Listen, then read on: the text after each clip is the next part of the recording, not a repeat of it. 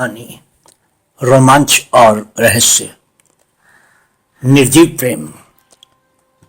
फरवरी के मध्य में सोमवार की दोपहर मैंने खुद को एल्म स्ट्रीट पर आखिरी घर की तरफ मौसम से टूटे फूटे रास्ते पर ढलान पर ऊपर की तरफ चढ़ते हुए पाया। मैं खुद को उस शानदार घर की प्रशंसा करने से नहीं रोक सका। बेदाग नक्काशीदार गुलाब, दरवाजे के ऊपर मेहराब, जीर्ण शीर्ण लकड़ी की बनी सुंदर दीवारें, वे सब मुझे इशारा करके जैसे अपनी तरफ बुला रहे थे। सामने के दरवाजे तक न पहुंचने से पहले मुझे आभास ही नहीं हुआ कि उस जगह पर एक अजीब सी शांति थी। कोई आवाज नहीं, कोई कदम नहीं, यहाँ तक कि पक्षियों की सर्वव्यापी चहक भी अनुपस्थित थी। ये ऐसा था जैसे किसी ने मेरे कानों पर गद्दी रख दी हो और सभी आवाजों को बंद कर दिया हो। मैंने एक गहरी सांस ली और दरवाजे पर लटक रहे पीतल के खटखटाने वाले कुंडे की तरफ हाथ बढ़ाया। वो ठक ठक करने वाला कुंडा धूल से भरा हुआ था।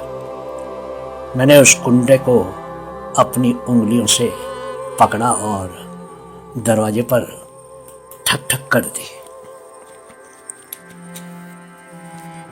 घर के अंदर वो ठक ठक की आवाज गूंजती सी महसूस हुई।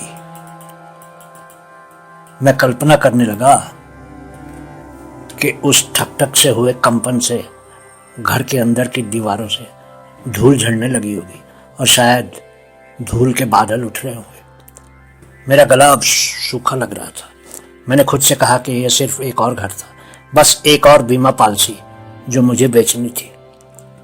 सब कुछ ठीक ही लग रहा था और मैं सोच रहा था कि अंदर कमरे में नरम नरम गद्देदार कुर्सियां होंगी और शायद एक परिवार भी।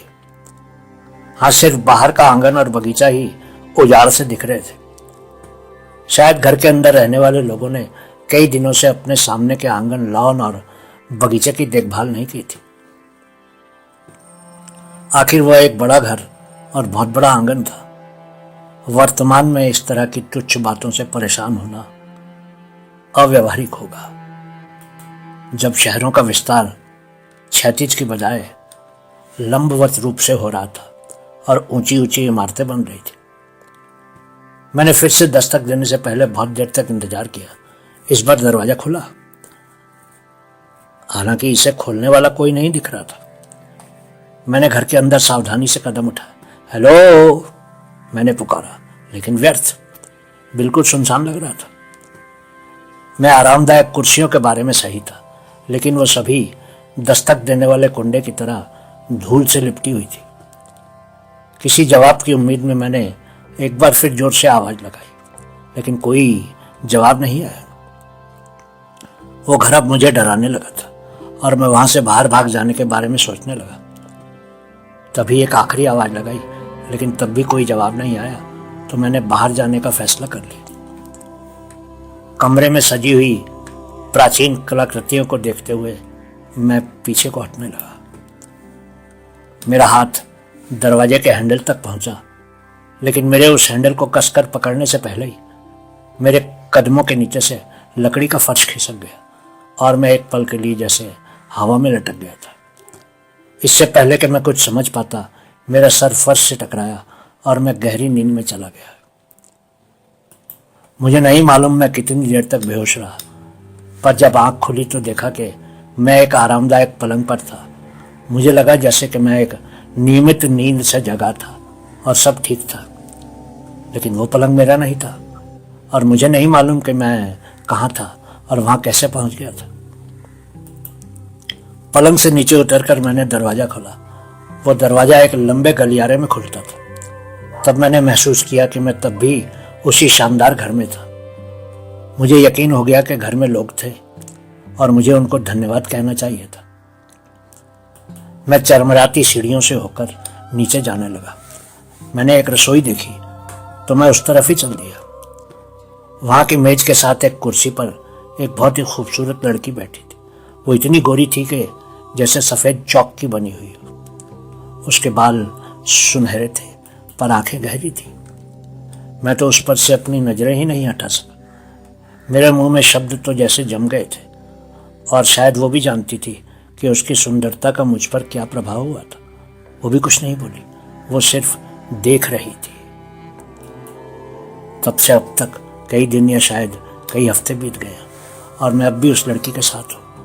जीवन का कोई और अर्थ ही नहीं है अब। वो बीमार है पर मैं उसकी खूब देखभाल करता हूँ। मैं खाना पकाता हूँ, सफाई करता रहा हूँ और घर की सब चीज़ें ठीक से रखता रहा हूँ। वो कई दिनों से मेरी तरफ देख देख कर मुस्कुराती रही है और मैं भी उसको देख देख कर मुस्कुराता रहा हूँ। वो अब भी उसी जगह पर बैठी है रसोई में। मैं अब उसको उस दिन खाना खिलाने लगा तो वो मेरी तरफ देखकर मुस्कुराई। हालांकि खाना बिल्कुल ही बेस्वाद था, मुझे अनुभव ना होने के कारण। मैं कामना करने लगा कि काश वो मुझे बीमार पड़ने से पहले मिली होती। जीवन कितना शानदार होता। हम शादी कर ली होते और समुद्र के किनारे हनीमून पर गए होते और फिर हमारे बच्चे भी हो गए होते। जीवन कितना शानदार और फर्क हो गया होता। फिर एक दिन मैंने दरवाजे पर कुछ लोगों को देखा। उन्होंने मुझसे कहा कि वो तो मर चुकी थी, वो 6 महीने पहले ही मर गई थी। मैंने यकीन नहीं किया। वो कैसे मर सकती थी? वो तो जिंदा थी, इतना प्यार करती थी और मेरी आंखों के सामने उसकी मुस्कान तैर रही थी। लोगों ने कहा कि वो नहीं मुस्कुराई थी। मरने के बाद इतने महीनों में वो एक कंकाल में बदल गई थी। लेकिन मैं नहीं मान रहा था कि वो मर गई थी। मैंने कहा कि वो बीमार थी, इसलिए इतनी कमजोर हो गई थी, इसलिए ही वो एकदम सफ़ेद हो गई थी। उन्होंने मेरी बात नहीं मानी और मुझसे पूछा कि क्या मुझे उसका नाम मालूम था। मैं सोचने लगा क्योंकि मुझे उसका नाम तक नहीं मालूम था। उन्होंने पूछा कि क्या मैं उसको जानता था और उसके परिवार के बारे में जानता था। उन्होंने ये भी पूछा कि क्या मुझे मालूम था कि वो बीमार क्यों हुई थी। मुझे तो कुछ भी नहीं मालूम था। उन्होंने कहा कि मेरी कही गई कोई भी बात सच नहीं थी, सब मेरे दिमाग की कल्पना थी, सब मेरा भ्रम था।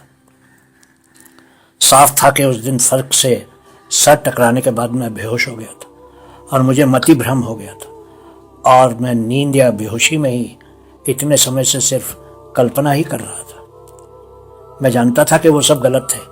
मैंने उनको एक प्रश्न पूछा जिसका उनके पास कोई जवाब नहीं था। एक प्रश्न जो साबित करता था कि वो जिंदा थी। एक प्रश्न जिसका उनके पास कोई निश्चित जवाब नहीं था। वो प्रश्न था, अगर वह मर चुकी थी तो उस दिन मेरे बेहोश होने के बाद मुझे उठाकर कौन ऊपर के कमरे में ले गया था और उस कमरे के शानदार बिस्तर पर सुला दिया था। बहुत बहुत शुक्रिया।